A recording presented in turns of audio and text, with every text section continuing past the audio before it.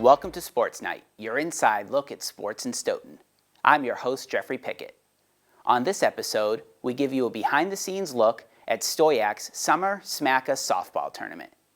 And we profile one of Stoughton's baseball teams who won the Hockomock League Summer Baseball Championship.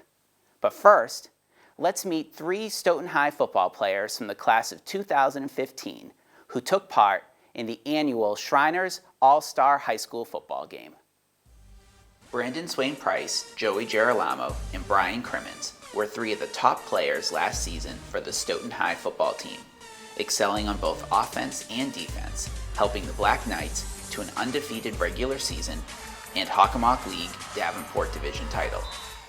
All three were named Hockomock League All-Stars following their senior season and were selected to represent Stoughton High at the prestigious Shriners Football All-Star Game, played this past June at Bentley. They played for the victorious South team. The game features some of the best high school football players in Massachusetts. Swain Price was Stoughton's leading receiver and defensive back, making several spectacular catches. Girolamo was a workhorse at fullback, proving to be nearly impossible to tackle. He also made key plays at linebacker. Crimmins was a force at linebacker as well. On offense, he shifted over from tight end his junior season to playing tackle his senior year, protecting his quarterback's blind side.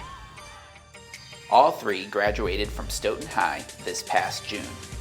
We feature them in this episode's Athlete Spotlight.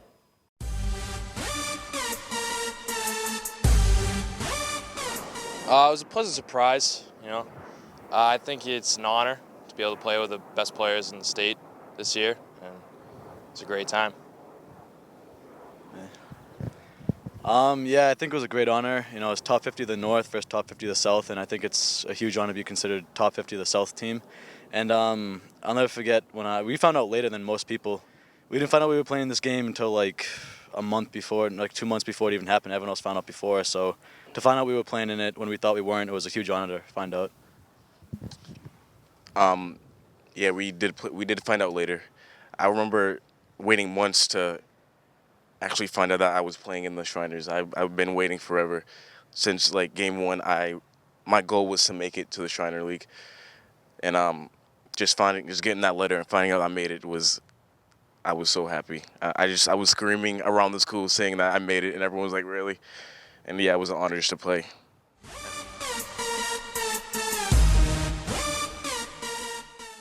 Back to my senior season, I think starting from freshman year, I wasn't that good. I got better as the years passed. The coaching staff just coached me and made me to the man I am right now. So I want to say thank you to the coaching staff and my teammates for just standing by me and thinking that I can do it. So thinking back to my senior season, I have to say it was probably one of the greatest seasons of my life. I had a pretty successful season. The team had a really successful season, winning the first ever Hockomock League title, which is very special to be a part of. And, I just want to thank you, everyone who was a part of it, because, it means a lot to me. And I'm definitely going to look back on this for the rest of my life. It's probably the best time I've ever had playing football that whole season. It turned out better than I ever thought it was actually going to turn out. Like, my expectations far exceeded my expectations for this team. I thought we came together and just won the Hawk. It was just a great time.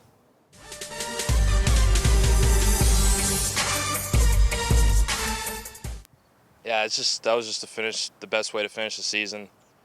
And the emotions going into that game, it's so different being a senior, like watching a sophomore year and playing in a junior year. It's just, you don't know how to prepare for your last game. It just hits you. It's a shock at the beginning. That's your last game. There's no better way to finish it than how we did. Yeah, going back to that Thanksgiving Day game, I don't think there was anything better. Ever since we were young, you'd always dreamed about playing in the snow. And on our last game, we finally got a chance to play in the snow, all the mud. Jerseys were covered, and I remember walking out of the tunnel, and Coach Crew came up to me and said, "Yeah, you can remember this game for the rest of your life, make it worth it." And I just got the chills, and it just made me think about all the things that could happen. And it was a great game to play in. The week before that, we lost, so I was kind of down about that. But the morning we came in, I saw baskets and posters everywhere because of the cheerleaders, and I was hyped. I was ready for the game, And I knew that day I had to do something big, end it with a bang. So we all came together. Our defense stepped up, our offense stepped up, and we just did big things that game. And the alumni came in the morning, talked to us, gave us a speech, which was huge. And I just want to thank you, everyone that supported us the whole season.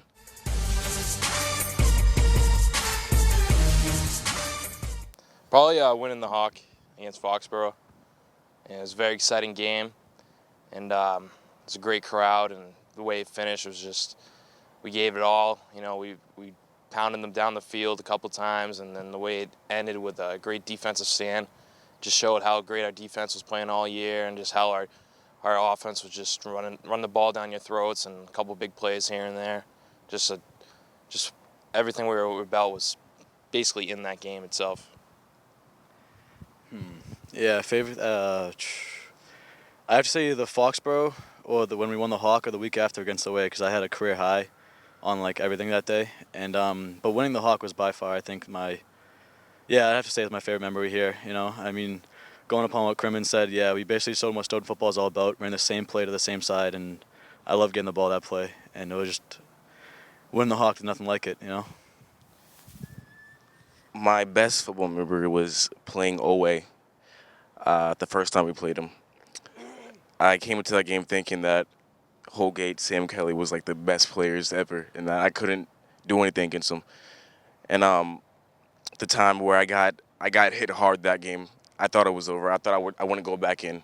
I thought we were gonna lose. But 2 plays after that, I got it into, ran it back. It was called back eventually, but that game I had 3 touchdowns, 1 into, and I just felt I can do anything after that, and that we all came as a team that game, and I don't know, I feel like that was my best moment of football career.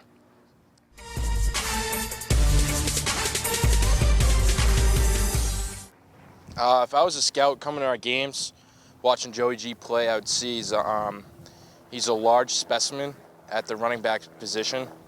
He doesn't dance when he gets to the line. He just goes right through the hole, and then he makes things happen when he gets to the second level. He makes guys miss. He can run guys over. He can outrun guys.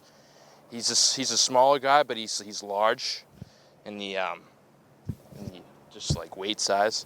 You can tell he's strong, and also on defense he can run sideline to sideline. He can play the pass. You know, he stops the run up the middle. For Joey, you can't tackle him one-on-one. You need more than one guy to tackle him. Not even, you can't tackle him 2 against 1. You need 3 guys to tackle him, I think.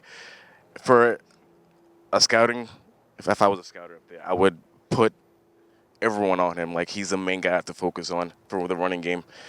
And he can catch, he can do it all. He's fast, strong, and if not, he was probably one of the best on our team.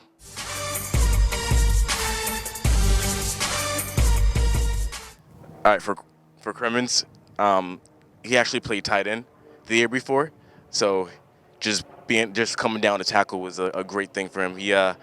I feel like he can do it all too. When he was a tight end, he can catch, he can run, he can do it all, and his pass blocking this year was incredible. His side, I don't think he let up everyone. I don't think he let up anyone for a sack or whatever. Yeah, your blocking was incredible, I think. So, yeah. If I was on offense, that's how Crimmins on defense as a coach, I would easily have every single play designed to block him. This kid, if he's playing on the right side of the field, he's making plays on the left side. If he's on the left side, he's making plays on the right side. You have to get a body on him. If I was a coach, maybe even 2 bodies to help him out, and he still might even make the play. So definitely get bodies on him if I was on offense, he was on defense. And as an offensive standpoint, there's really nothing you can do to get by him. You know, he's just a great player. You know, he's a former tight end. He's got good form as a tackle, surprisingly, and there's nothing really you can do as a defensive guy to get by him.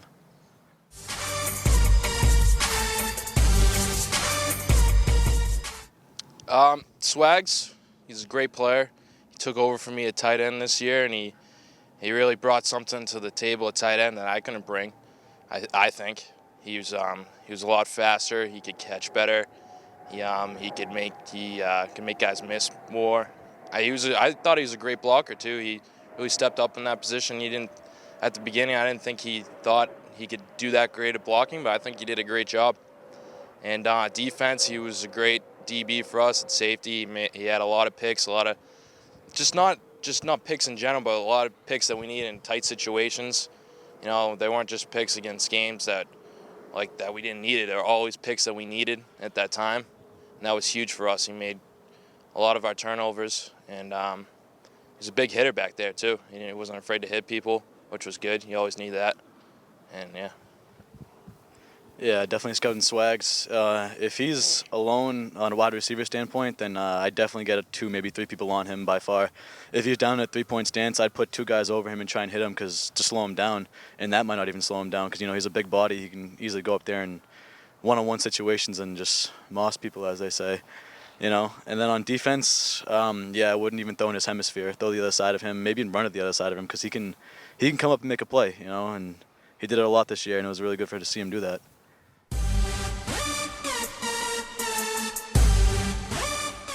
I mean, I know a lot of people hate math, but I think math was my strongest point. I don't know, I have to do with numbers. I love numbers. I love counting. I love everything that has to do with numbers.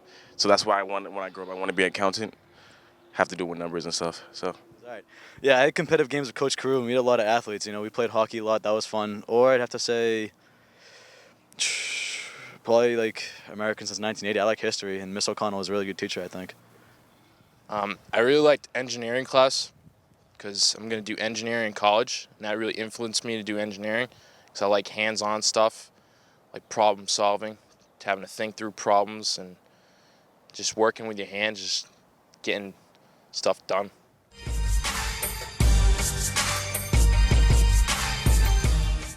My favorite place to eat, Wendy's. I love Wendy's. I go there at least 4 times a week, which is bad. Yesterday I had it for breakfast, lunch, and dinner. The Baconator. The Baconator is the best with bacon fries. And I asked them for a bacon drink once, and they were like, "What are you talking about?" What? I try to be funny. But yeah, that's my favorite place, Wendy's. I have to say Subway. It's delicious and nutritious. So, I don't know, I had that before every game, and it paid off, I guess. Subway's by far the best place. Well, they both went with generic places, so I'm going to go with Old Country Pizzeria because I like the, what? Yeah, been there. They got the Greek salads with chicken. I really like. They just upgraded to a bigger place next door, and it's great. They have a lot more seating. They got takeout and delivery. You can have every meal there. I like the chicken's the best there, and the salads it's delicious.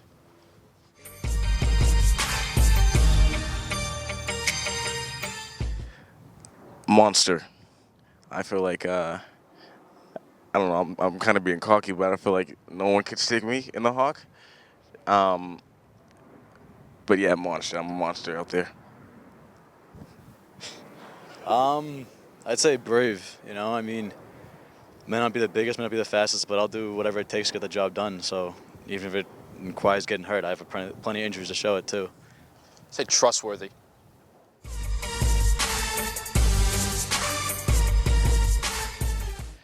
I would say come to the practices, just work hard, study the plays, just play as a team. Because if you play as a team, no one can beat you. If you play as one, no one can beat you. So that's why we won. That's why we did better than we expected, because we played as one. Yeah, going upon what Swag said, I think hard work's by far one of the most important things anyone can ever do. You can take your level from here to a whole nother level if you put in the hard work and work at what you want to do and perfect your craft. And also what Swag was saying, I think becoming one as a team is more important. If you can take care of the guy next to you, the guy next to you is going to take care of you, and so on. And it's just huge to know that he has your back and you have his. Yeah, you definitely got to play as a team. And right now, for them right now, this summer is probably the most important time to become a team. And you're going to be playing with a lot of guys you never played before. So you got to make the bonds. You got to be able to know what the guy next to you, behind you, in front of you is doing. That's what makes a great team. Everyone's just doing their job and knows their place on the team and knows everyone else's job. You can just work together and get it done.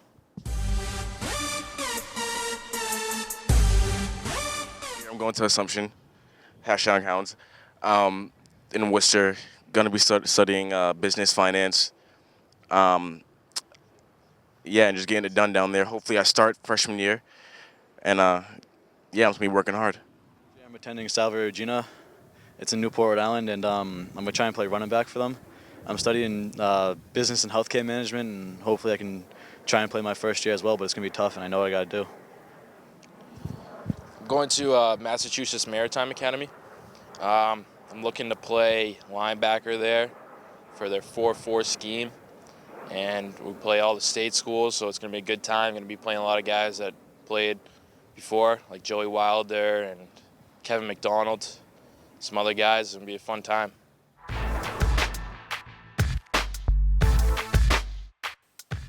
Switching gears now, one of our Stoughton Kids Crew students, Julia Driscoll, has a report from STOYAC's Summer Smacka softball tournament. Hi, I'm Julia Driscoll here covering this 4th annual Stoughton Summer Smacka softball tournament.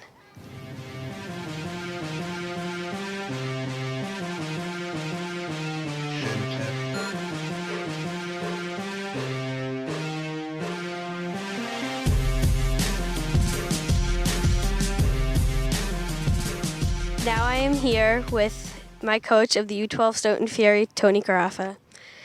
What is the Stoughton Summer Smacka exactly? Well, Stoughton Summer Smacka is a tournament that we run, STOYAC, which is the Stoughton Youth Athletic Commission. We run it once a year. This is our 4th year running now, to raise money to subsidize costs for all the athletic programs that are under the STOYAC umbrella. We have 20 teams here this weekend from all over Massachusetts and Rhode Island that participate in a 3-day softball tournament ending Sunday afternoon. What age groups are in this tournament? Well, we have 4 U10 teams, we have 8 U12 teams, and 8 U14 teams. How do you determine a champion? Well, the format of the tournament is it's pool play, single elimination. So on Friday and Saturday, everybody's guaranteed 3 games to play.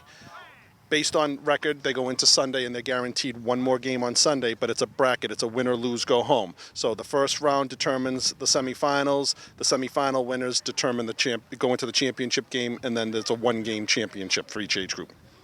What type of player am I? You are a very determined player. You give 100% effort all the time. You're focused. You try hard. And that's all as a coach that I can ask. Thanks for joining us today. Thank you for having me.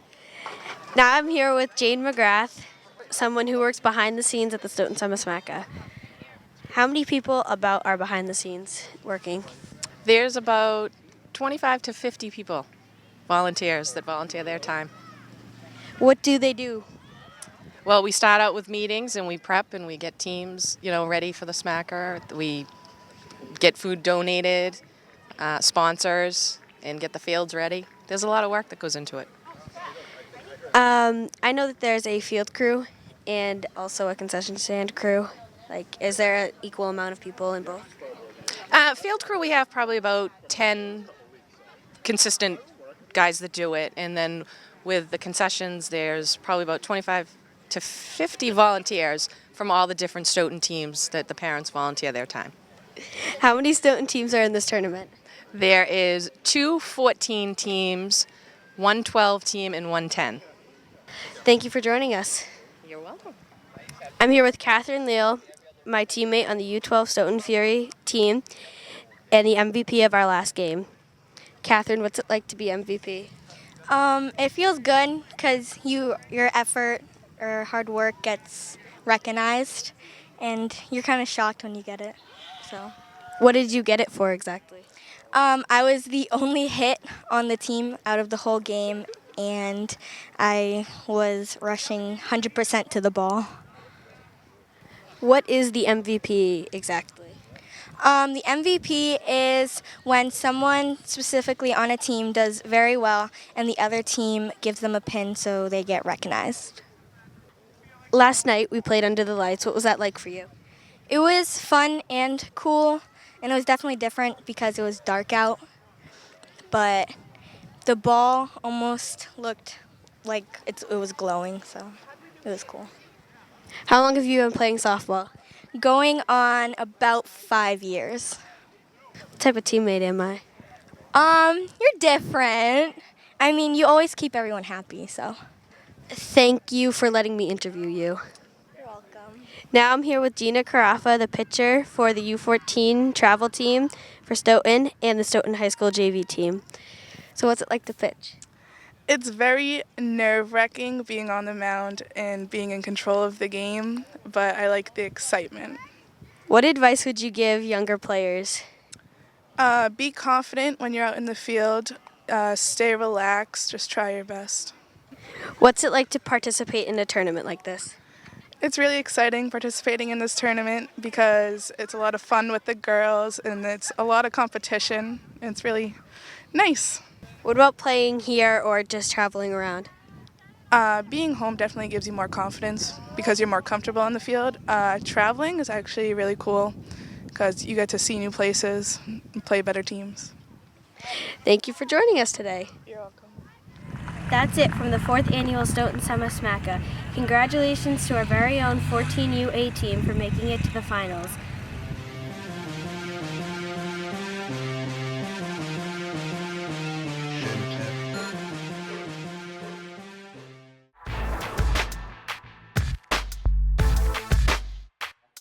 Speaking of the U14 softball team, congratulations goes out to those Stoughton girls who beat Plainville 6-2 in the finals of the Hockomock Summer Softball League Championship. They weren't the only team from Stoughton to win a title this summer. Congratulations also goes out to Paul Barton's 16 to 18-year-old travel baseball team who won the Hockomock Summer League baseball title. They went undefeated over the course of the season. Sean Ellertson has the story. The Stoughton boys 16 through 18 Hockomock Summer League baseball team, coached by Paul Barton, finished off an undefeated season by beating North Attleboro 7-0 in the championship game on July 31st at the Babe Ruth Field. Stoughton dominated throughout the entire season by leading the league in runs scored with 105, while only allowing 34 runs to cross the plate. Stoughton received the number 1 seed in the playoffs and subsequently beat the number 8 seed Easton in the quarterfinals 8-1. Then, they clashed with the other Stoughton team in the semifinals, coming away with an 11-1 victory.